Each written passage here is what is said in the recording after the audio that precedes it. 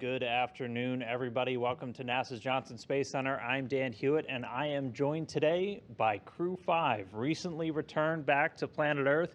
Just to my left, we have JAXA astronaut Koichi Wakata, recently wrapping up more than 500 days career in space. NASA astronauts Josh Cassada and Nicole Mann, and all the way in the end there, Roscosmos Cosmonaut Kikina. They are excited to answer your questions. We're going to be taking them from reporters on the phone bridge and from social media. If you're on the phone bridge, press *1 to get into the queue. And since we're doing this virtually, please let us know who you're asking your question to. And if you're on social media, head over to Twitter and use the hashtag #AskNASA, and we'll get to as many as we can today. So we are going to jump right into questions. So off and running. We're going to start off on our phone bridge. Let's go first to Marvin Marshall with the nighttime news. Marvin?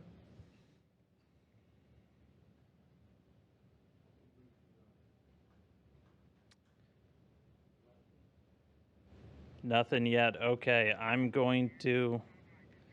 Sounds like we just lost our phone line, so I'm going to start off while we get that reconnected.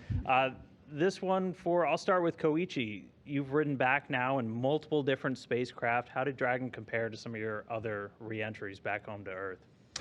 Each and every spacecraft has its own uniqueness, and I really enjoyed this almost fully automated aspect of the spacecraft, and it's a really smooth ride up and down. And one of the different things that I saw on the spacecraft, the Dragon, is during the re-entry, I was able to see the plasma of during the atmospheric entry. So we had like a firework and then with the glow of the air for a long time. So I was able to enjoy the light show during the entry. It was really impressive.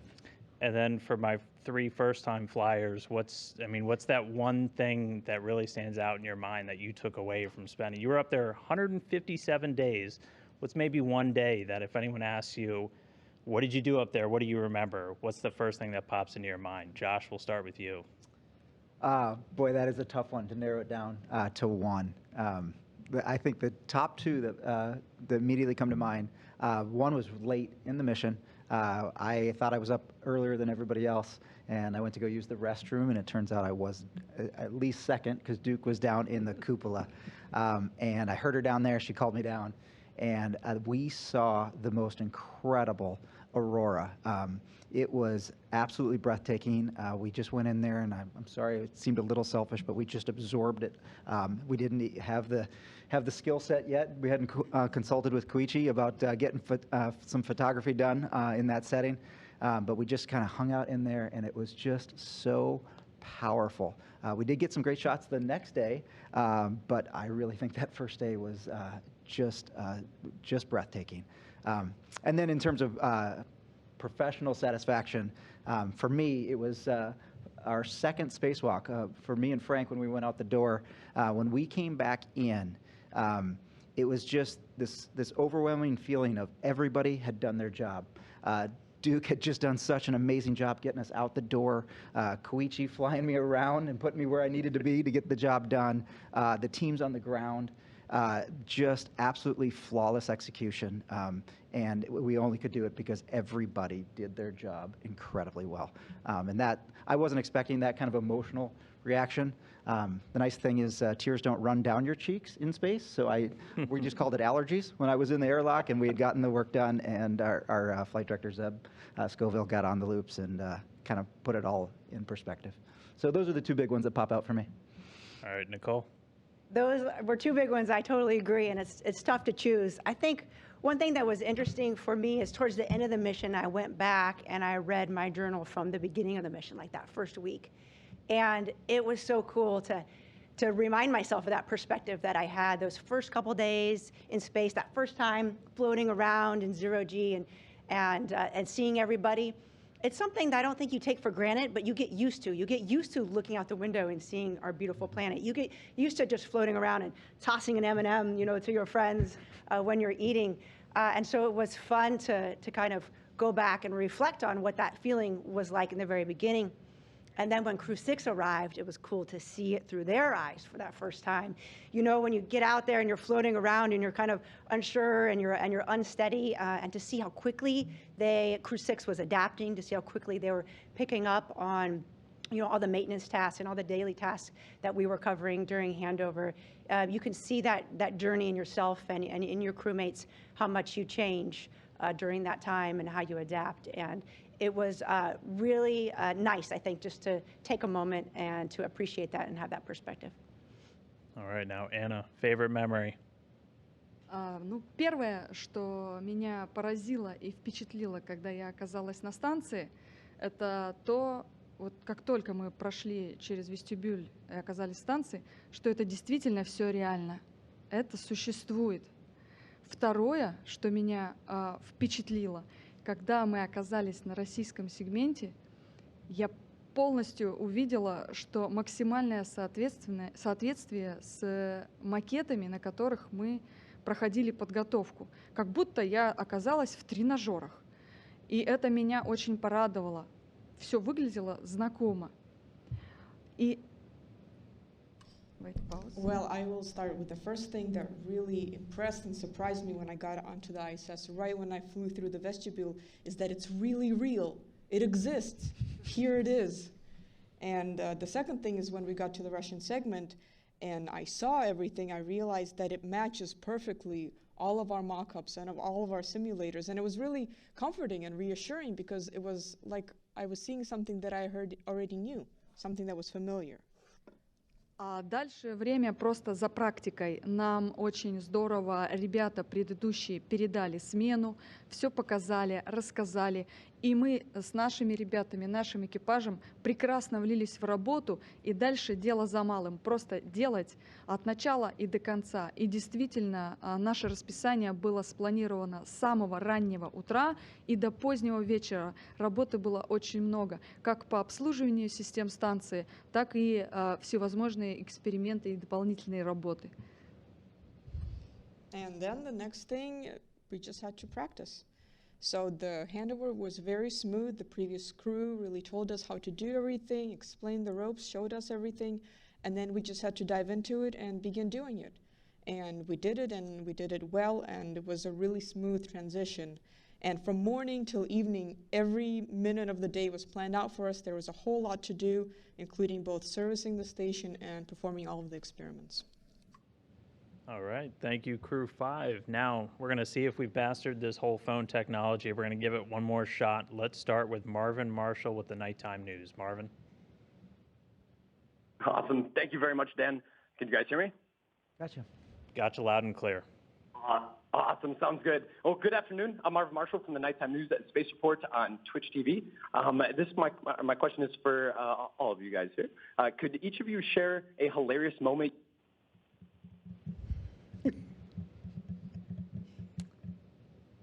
Hilarious moment. Yeah. Mm-hmm. That's every moment was a hilarious moment. But for me, I found out that those guys are really test pilots and engineers, but they are really good at the cooking in zero gravity.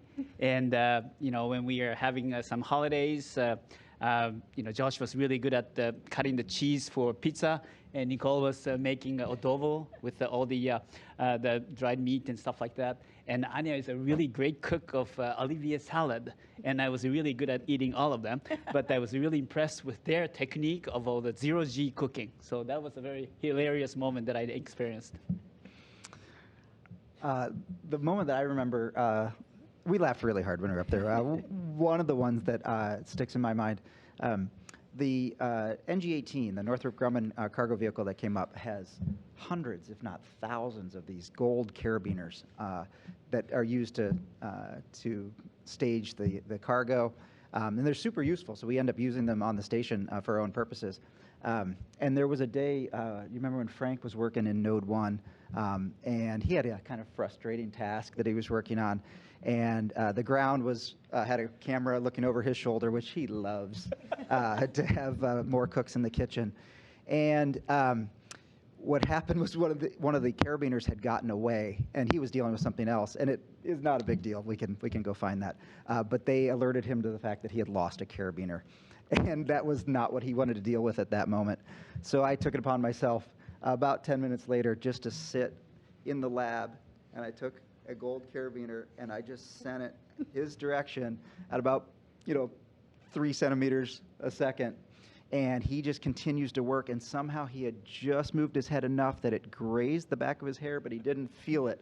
And the ground lost their mind again and started yelling, and he's looking around, and I'm laughing so hard because he has no idea where it came from, and so I was the only one who knew where it was. So I grabbed it, and I showed the ground that I had solved their problem, and Frank was 0 for 2, and he couldn't explain to them that I was just messing with him.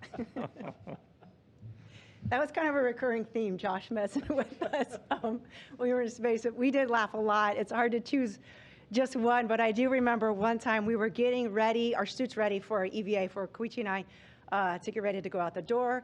And I had sized the suit, and I put my boots in, and I have small feet relative to the size of the EMU feet. And so I have these inserts that go inside there, but I wasn't able to push it in very good with my hand.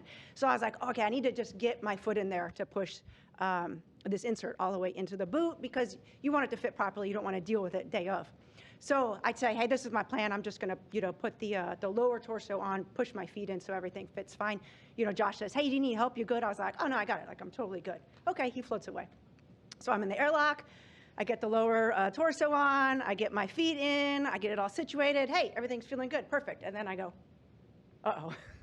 Like, it's really hard to get out of that lower torso, and you don't have anything to push against, and we're usually never getting out of the suit by ourselves. So I realized very quickly I'm stuck in my pants. And Josh has already floated away. I don't see Frank. I'm like, oh, man, what am I going to do? So I poke out. Koichi's way down, other end of the lab, down in Note 2. Koichi, Koichi! I'm yelling at his loud on station. He looks like, I'm stuck in my pants. And I don't know if I'm speaking quickly, or maybe his, primary language is Japanese, but he's like, what? No, Koichi, I'm stuck in my pants. I need your help. And so, fortunately, he helped me get out of my pants. So, thanks.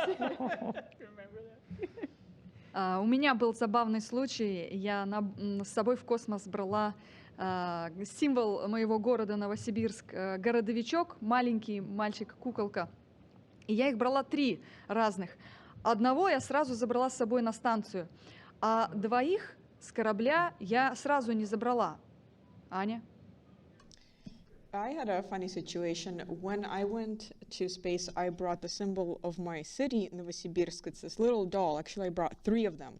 And the first one I took immediately with me to station, and the other 2 I left in the vehicle for a little bit. И после этого я вернулась в корабль искать их и не нашла. После этого я еще 2 раза в течение миссии пыталась их найти, не нашла. Я искала во всех вещах, которые у меня были вокруг моей каюты, везде, где только можно. В итоге за всю миссию, за всю нашу продолжительную миссию, я их не нашла и уже мысленно распрощалась с ними. And so I went back to the Soyuz to get the other 2, and I wanted to have them, and they weren't there. And I looked everywhere. I looked in all of my things. I looked around my crew quarter. I looked and looked and looked, and I came back several times throughout the duration of the mission, and I just couldn't find them anywhere. And mentally, I said farewell to them. Yes. And finally, и в конечном счете,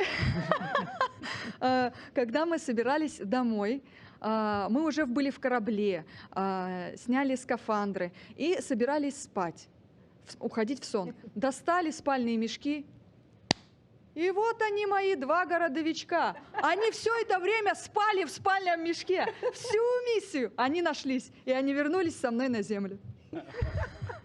And then it was time to go home, and so we got back into the vehicle. We undocked, got ready to sleep, pulled out our sleeping bags, and there they were. There they were, my 2 little dolls. They were sleeping the whole increment. They slept through it all. Well, I found them, and I brought them back home with me.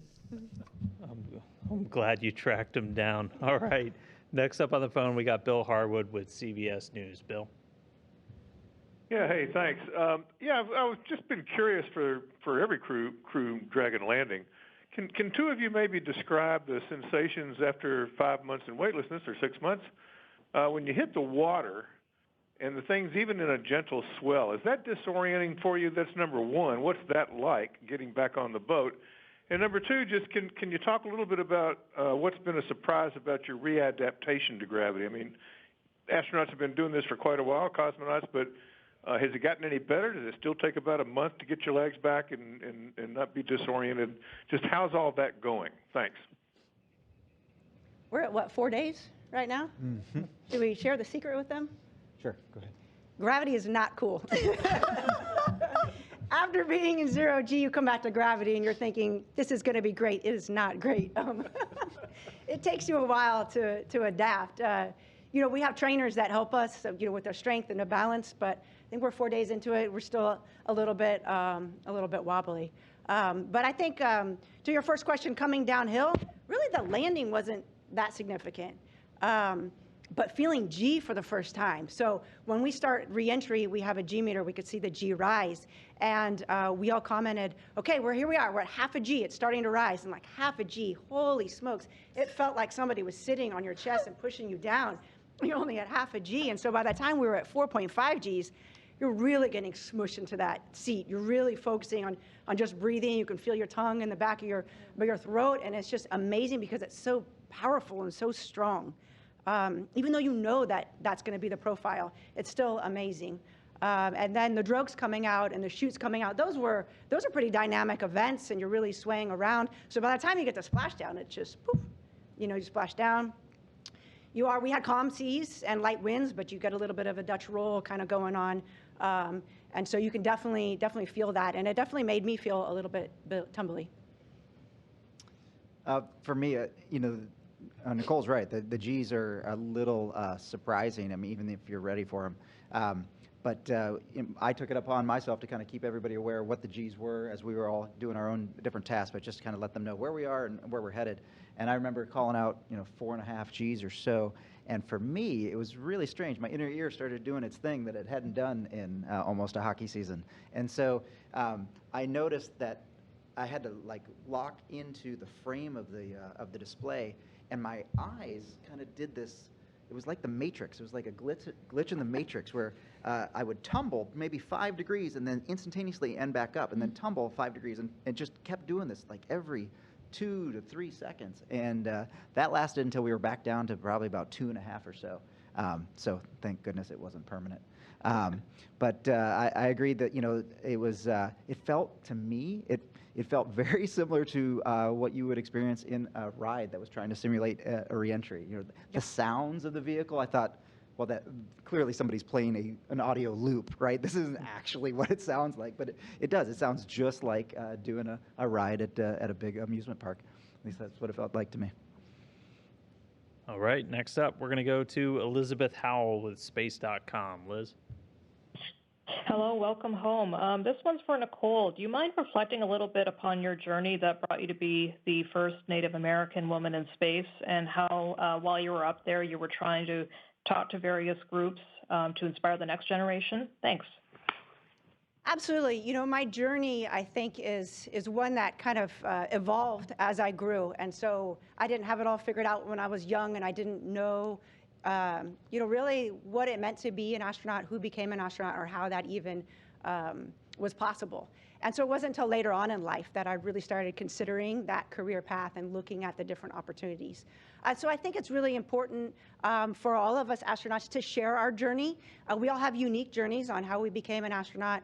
We have all unique dreams and aspirations. But the one thing that we all share in common is that we're very passionate about what our jobs were prior to becoming an astronaut. We're very passionate about the work that we do on board the International Space Station. And so that communication of our journey and our excitement and our love for what we do, I think is very important to help inspire the next generation. If a young child can look up at the screen and see us floating and see us sharing our stories, whether you come from Russia or Japan or the North or California, wherever your background is, whatever your race, your religion, anything, you can share in that joy, and maybe you see something in that astronaut that's sharing their story, something that you connect with. And maybe that's the one thing that will help motivate a child to reach for those dreams. Maybe that's the one thing that will give them that additional discipline they need to not only establish that dream, but then go out and be successful in conquering that dream. So I think that's something that we all share in common, and it's very important. Thank you, Nicole. All right, we're going to jump over to a couple of questions from social media real quick. This first one I'm going to give to Koichi. This comes from a woo-woo. I hope I pronounced that right. We've heard food tastes different once you're in space. Does your mind flip? Does food taste different once you come back to Earth? Actually, that's a really good question. As far as I'm concerned, I think food did not taste differently in space, in zero gravity, on my short and long flights. And this time, of course, I longed for fresh food when I came back. The food in space station is really good, but we rarely have fresh food like salad and stuff. And I was really longing for sushi, so I asked my wife to bring sushi to the crew quarters when we got back to Houston. And it was really good. So for the first time in more than 5 months, I had sushi, and it was great. And I wish in the very near future we have something like that in zero gravity in space station, and I hope it's happening. On the to-do list for the food lab. All right, this next one I'm going to give to Anna. This one's from Igor. Since returning to Earth, have you dropped anything on the ground unconsciously, thinking that it should have floated? Да, похожая ситуация была. Я подошла, если это можно так сказать, к столу взять виноградинку с тарелки. И каково было мое удивление, когда вместо одной виноградинки я стянула целую гроздь, и вместе с этой гроздью у меня рука просто упала на стол. И там уже какими-то движениями я оторвала себе эту маленькую виноградинку. Yeah, I had something similar happen. I came up to the table to grab a grape from the table. And imagine my surprise when, by grabbing one, I ended up grabbing a whole patch of grapes. And then my hand just fell onto the table instead of gently lifting everything. So then I had to work my hand up and work the one grape off the rest. And only then I was able to go free. All right, this next one I'm going to give to Josh. So this is from Roger. He said he was waving to you from the beach and wanted to know if you could see him. Roger, I was waving at you. I don't know. Our windows are smaller, so you might not have seen me. So we did, Koichi's right. The view was incredible on the reentry of that plasma, right? That soup of ions and doing its thing. I actually thought these colors, I wasn't expecting those. I mean, we saw pink, we saw green, we saw bluish kind of at some point. It was really something. And so, Roger, I'm not sure that I actually did see you. I tried. I'm sorry. And then I'm going to send this one to Nicole. What was the most challenging aspect of living and working in space for 5 months, and how do you overcome that? Velcro. Definitely Velcro. It's your best friend and it's your worst friend all in the same day. I got to be honest. Like sometimes you just need Velcro, the good Velcro that works. When you stick something there, it actually stays, even if it gets bumped a little bit. And all Velcro is not created equal. So sometimes that Velcro is very strong and sticky when you need it to, and then other times, in station, there's areas where it's a little bit older, and so it doesn't do as good of a job.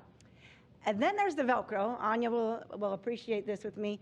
It grabs your hair every time you float by, so you have your hair back, and it's the strong Velcro, especially in the airlock, that gets you, and you'll be floating, and it will literally stop you, your movement, and you pull back, and you're like, oh, and here comes out with Velcro. So I know Josh and Koichi, I don't think you had the hair Velcro situation, but I know that you realized the look on my face that I just got Velcroed, and I think we all kind of shared that a little bit. And the station is a big place, and so it actually really helped me and Koichi keep track of where Nicole was, so we could actually just follow her path, and then she'd be whimpering a little bit at the end of that path. But yeah, we knew where you were, where you had been. All right, we're going to take a couple more from our phone line. Let's go to Marcia Smith with Space Policy Online. Marcia? Thanks so much for taking my question. I'm curious, for the three of you who have been out on spacewalks, you've had these two incidents now where the Soyuz and the Progress might have been hit by micrometeorites or space debris or something. When you go out on a spacewalk and you look back at the space station, are you surprised to see how many dings there are in it? And do you look at it and you say, oh, gosh, look at all that? Or is it are you alarmed at how many hits there have been? How worrisome is it that there's so much debris up there? Personally, I was feeling lucky, and it worked out pretty well. We do see some evidence when we're out there, and we are trained extensively to to not let the evidence, sometimes these handrails can have burrs on them, and that's a real problem if we were to cut our suit. So yeah, it definitely does happen. I certainly didn't see anything actively happen while I was out there. We've got such an amazing system and the people running the system that if something like that should happen, more likely than not, we would be able to get ourselves back to the airlock. The system is going to maintain the pressure unless it's something catastrophic, but that isn't happening very often. I actually saw no evidence of that while I was out there, any big holes. So, and we're trained on how to deal with that. We've got emergency procedures, just like flying in an aircraft. So, I think in line with everything else we do, we plan for all the worst situations, and when those don't happen, it works out really well. And if we do have to fall back on our training, it just becomes second nature. So I wasn't terribly worried. I think we're more worried about messing something up while we're out there than something maybe fairly low probability like that. All right, next up we have Yusuke Toniyama with Yomiuri Shumboom. Yusuke, go ahead. Can you hear me? Yes, we can hear you. Okay. Thank you for taking my question. Yusuke Tomiyama, the Yomiuri Shimbun Japanese Daily. So my question is to Wakata-san. You marked fifth space flight on this Crew 5 mission. It's the highest record among Japanese astronauts. Let me ask you your next goal. So do you want to fly to the space more? How about your ambition on lunar mission? Thank you. Okay, that's a good question. Of course, space is my passion, and as far as I can fly, I would like to, keep flying. But Furukawa-san, Satoshi Furukawa is flying on the Crew 7, and I would like to support his training and then flight. And also, we have selected new JAXA candidates. So I would like to help support their training and mission, and then utilizing my experience of training and also space flight. So after that, if there's any chance, of course, I would like to be involved in this, any of the activities in human space flight, no matter where the destination will be. Thank you.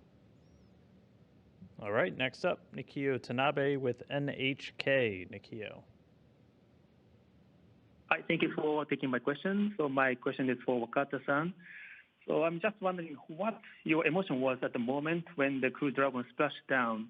When the hatch of the Crew Dragon was open, you looked smiling and talked something with the ground staff. What did you talk about? And I'd also like to ask about your future. What do you want to do after you return to Japan? Can you tell us about your professional and private life? Thank you. Okay, what do I want to do after I return to Japan? That's a good question I have to think about. I think I still have some time. Yeah, eat sushi, the good sushi, and then good ramen noodles, and especially in my time in Fukuoka, I really have good memory of having good ramen there. So I really like to do that. And beyond that, it's still I would like to think about, but definitely I would like to be involved in human space exploration, utilizing my experience, and. At the touchdown, I really felt, what happened in the last 5 months was really in a dream. And it's wonderful to have accomplished so many things with a great crew, with a real can-do crew here. And on board the space station, we have our crewmates on board the station, Expedition 68 crew. We have encountered actually a lot of issues, technical challenges, but we coped with all of these with the support of the ground people. And that's what human space exploration is all about. With the great teamwork, we will be able to overcome the difficulties that we face, and we achieve so many things in the utilization of the space station. So I hope this collaboration, international collaboration, and also the commercial partners collaboration will continue to expand our presence in the low Earth orbit and to the moon and Mars beyond. So I would like to be involved in this human space exploration no matter where I work, and that's my dream. Thank you. Mm-hmm. All right, looks like we're getting to a couple of follow-ups now. Let's go again to Marvin Marshall with Nighttime Space News. Marvin? Hi, thank you for taking another question. It's Marvin again here. Now, I'm curious, and this is for, Nicole or Josh and whoever wants to chime in here. How was the sleeping aboard Dragon, and where did you guys all sleep? Did you guys sleep above the display, where was your, sleeping positions? And, I just want to apologize. My last question got cut off there. But, I really want to extend my heartfelt gratitude to NASA for allowing me this opportunity today. And welcome back to the incredible Crew 5 astronaut. Thank you again. Awesome. Thank you so much. Sleeping in Dragon was pretty comfortable. I think the going uphill, so for after launch, we had about 29 hours in Dragon before we docked to the space station. We all slept in our seats. And I think I kind of, I slept, but I would always wake up at every jet firing and sometimes turn on a display just to be aware of what was going on. And it was all such a new environment. So it was a very light sleep, I would say. And then towards the end of the mission, once Crew 6 came on board, we turn over our crew quarters to the new crew. And then we're all kind of in a camp-out state. So we move and sleep in a different location. And I had the privilege of sleeping in Dragon during that time. And that was really special, very unique opportunity for me. So it was about a week. And I just slept in Dragon really underneath the seats with one bungee to keep me from floating around. You don't need the support of the seat or anything since you just float in space. But the one thing that was really a treat is that you can wake up in the morning, take the window shade off, and drink your coffee and look out the window and just marvel at our beautiful planet, watch the sunrise, watch the sunset. That was very, very unique. And then coming back home, I slept underneath the seats again, where I had slept for the past week, and everybody else slept in their seats. Again, I think we all kind of sleep for a couple hours and then, kind of wake up, think about where we're at, what's going on, kind of double check, and then kind of go back to sleep. So I'd say in general it's comfortable, but your mind is not totally at rest because you're about to, return to the planet. So there's a lot going on up there. I don't remember the part where Anya woke up. No, that is a true statement. Yes. She's got some Professional skills. sleeper. It is incredible. I'm jealous. All right, next up, let's go to Sophie Sanchez with Cosmic Chicago. Sophie. Hi, thank you for taking my question. I wanted to talk to you guys about veggie. If I can get your experiences growing the plants on Earth, in space. I know that for the past veggie experiments, it was more to look at the tech demonstration that we could grow, how the tech and the habitats for the plants worked. But this time around for Veggie 5, you guys are supposed to be looking at the organoleptic assessment and reaction, how you guys interacted or felt growing the plants.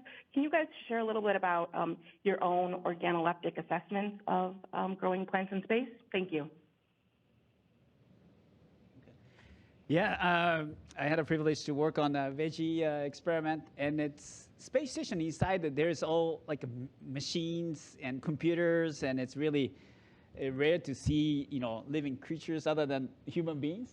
So actually, it's really soothing to be able to touch the living things like plants.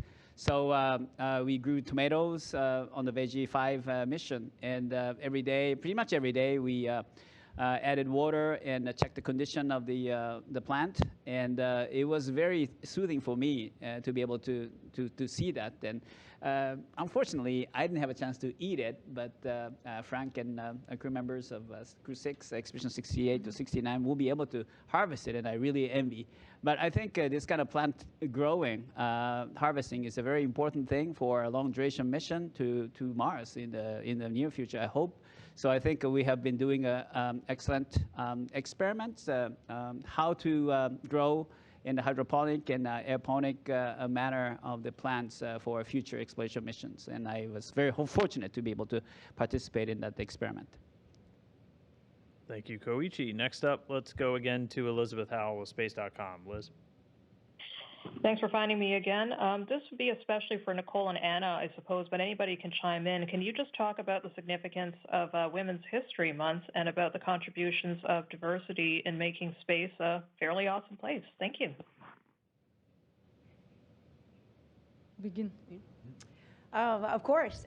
So I think it's important that we celebrate each type of unique event. As I spoke to before, it's really so that you can kind of share that journey and help inspire the younger generation.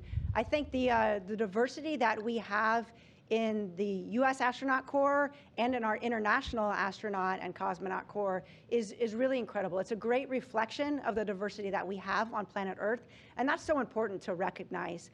We're, I think, getting to the point, too, where that is not really as much news as it used to be in the past, right? The fact that a woman was flying to a space or that a woman was doing a spacewalk, fortunately, we're finally progressing, I think, enough to an era where that's common nature. You're going to see with the Artemis mission, when we go to the moon, you're going to see, women, you're going to see people of color, you're going to see all different types of people be a part of that Artemis mission. And that is really reflecting who we are as a human species. And that includes all of our international partners as well. And so I see this as a great thing to celebrate.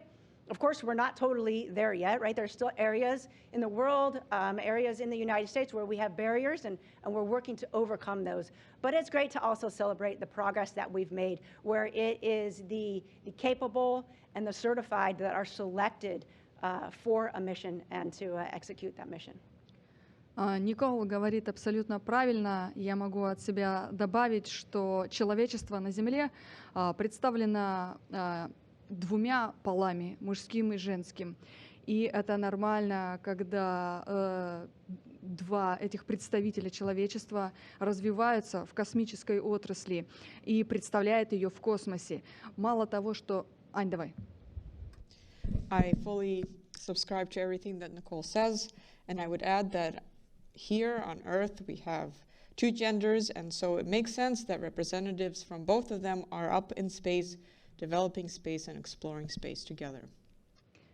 В каждом человеке, все знают, есть определенное соотношение энергии инь-янь, если мы говорим об этом.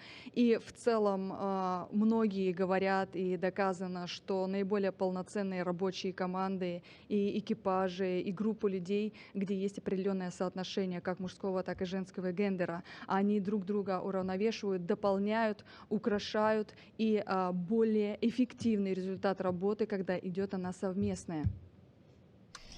And there is this concept of the yin and the yang, and it is well known that different teams, groups, partnerships are at their best when there's a representation of the yin and the yang, of the female and of the male. Teams are more effective, they are more successful, and they are more productive as groups. Более того, если мы говорим о том, что идет вопрос развития человечества как в дальнейшем заселении каких-то других планет, переселение человечества, то мы должны готовить оба существа, как мужскую, так и женскую особь, к тому, чтобы они были готовы переместиться участвуя в длительных космических полетах на дальние планеты и быть способными и работоспособными к дальнейшему развитию и продолжению рода человечества. Поэтому оба пола необходимо, чтобы участвовали в космической программе. And if we're talking about developing humanity in other planets and extra long space travel to those other planets, then it makes all the more sense to prepare both men and women, males and females, to go to those planets, to be ready, to be strong, to have high levels of endurance, so that they are functioning well when they reach those planets. And that's why it makes sense to have both representatives do space exploration. All right, thank you, Nicole and Anna. We got one more on the phone bridge, Marcia Smith from Space Policy Online again. Marcia? Well, thanks so much for taking a second question. Mine is for Nicole. You gave that very entertaining story about your spacesuit incident. Earlier today, Axiom rolled out their prototype of their lunar spacesuit, and Collins, of course, is developing a new one for LEO. Are you and the other astronauts being brought into the discussions on how to design these to make them easier to use? And what one piece of advice would you give them? So in general, yes, NASA is being consulted quite a bit on the development of the new spacesuits, and they're looking at a wider range of body types that can fit into these spacesuits, and rightfully so, because we're all unique and we have different heights and different widths, and so it's very important that we make a spacesuit that is adaptable, and so that you're able to function and get the job done more effectively in a spacesuit that fits you personally and that is adaptable to fit a variety of types of people. Since we've been, on board the International Space Station and just returning, I have not personally been involved, and unfortunately I was in testing this morning, so I didn't get to see the rollout of the new suit, but I know we're all very excited for that suit. The EMU is a great suit. but it is some antiquated technology.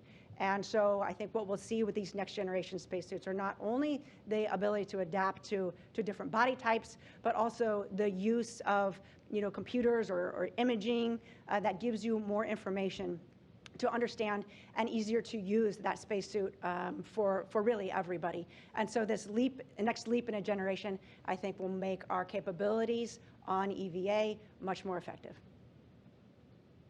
All right, and one more on the phone bridge, Manuel Mazante with the Espacial. Manuel? Yes, thank you. How are you? A question for anyone of the crew. I'm curious to know, how do you feel after splashdown? Because you guys not only have to adapt again to gravity after splashdown, but then you have the capsule moving along with the waves, and you have to be like 1 hour waiting until you are retrieved out of the water. So I wonder if does it make it even more difficult to adapt, or how do you guys feel during that hour inside the Crew Dragon? Thank you. Well, that last hour was the 30th hour we'd essentially been awake, so we were pretty beat. So that was kind of a nice little relaxing moment where we didn't have to do anything. So I would say that I was expecting it to be a little bit more benign in terms of the rolling waves, and I think they ended up being a little bit bigger than we had expected. But personally, I felt fine. I didn't feel sick, but I was the first one to get moved out of the Dragon. Apparently because I'm the biggest one on the crew, which just says we have a small crew if I'm the biggest guy. So we have some incredible people who are taking care of us. Most of them are former PJs from the U.S. Air Force. And so they came and moved me first, and I don't know if you guys saw it, but that was probably one of the more exciting parts of the deorbit. They moved me pretty quickly. And so I moved, they got me where I needed to be because they're big and strong, and they got me right where I needed to be. And then when I went to get out, still feeling good, and the problem I had was my body really, really wanted to lean forward. And it took a couple other big guys to make sure that I didn't do that a little too much. But that hour, I actually enjoyed that. It was a nice little calm respite before we got back to real civilization. All right, that's going to do it for our phone bridge. Got a couple more on social before I let you guys free. This first one's from Dane for Koichi. Where'd you get your sushi once you got back to NASA? Ooh. Actually, I have to ask my wife. Okay. It was really good. It's local in Houston. Okay, yes. Dane may or may not work for NASA, so that's probably why that one came in. And then for this one, we'll close on this one, but I'll ask each of you. So aside from splashing down, getting on the boat, what's the first thing you did once you kind of got back and you had the freedom to do whatever you want? What's the first thing you did? First thing in the spacecraft, or? No, so back on Earth. Yeah. So basically, once you got back to Houston, you had freedom to do whatever you wanted to do. What was the first thing you did? I think I took a shower and enjoyed the water droplets really dropping, because I have not seen that view for 5 months. It's kind of strange that the water doesn't stay here, but it drops, and then I really enjoy that. I ate my body weight in Cheetos. I was going to true statement. I was going to share them with my kids, and I decided we'd do that some other time. It's impressive. But and then the first afternoon that we had off, we had a little bit of a break. I got to play catch with the boys, and that was super fun. The weather broke a little bit, and we got to play catch. So we joked before we left, like, how were you playing catch? Did you make it all the way to the kids, or was your toss a little messed up from these 0G? guys can verify I never got good at throwing things in space, which meant I was still able to play catch when I got back. All right. That's a skill. For me, it was that first hug with my husband and my son. You thought about it, and it's going to be great to see them. But the second I got that hug, I just held on for probably way too long. I don't know. It was the greatest feeling in the world just to be connected with them in that way. Of course, we have pretty good connection with phone calls and some, FaceTime type of audio-visual calls. But really, that first hug was special, and I'll always remember that. Ну, если говорить обо мне, как только мы добрались до места, где проводится реабилитация, я тоже думала, что первое, что я захочу, это принять нормальный душ, и чтобы вода сама сливалась с волос. Но оказалось, что самым прекрасным было лежать на боку и ничего не делать. Well, if you ask me, I imagined that when I got to the place of rehabilitation, I would also enjoy that shower and just to have all that water on its own drain away from my hair. But actually, it turned out that even more than that, I enjoyed just laying on my side and not doing anything. All right. Well, that's going to do it for us. I want to thank everybody for calling in and sending your questions on social media. To Crew 5, welcome home. It's great to see your smiling faces back here on planet Earth, and it's been a pleasure to work with you over the last couple of months while you were in space. Obviously, their journey's done in space, but they've got a lot of work still to do on Earth. In fact, Josh, I don't know where your sunglasses were. I hope the lights aren't too bright. But, you know, a lot still ahead for them. But 157 days in space. They came home on Saturday. Really great to have you guys. Appreciate you coming and spending an afternoon with us. That is going to do it for us. Continue to follow all of our spaceflight action on nasa.gov and the commercial crew missions to the International Space Station. A lot more coming soon. That'll do it, though. So we'll say goodbye, good afternoon, and farewell. Thank you. Thank you.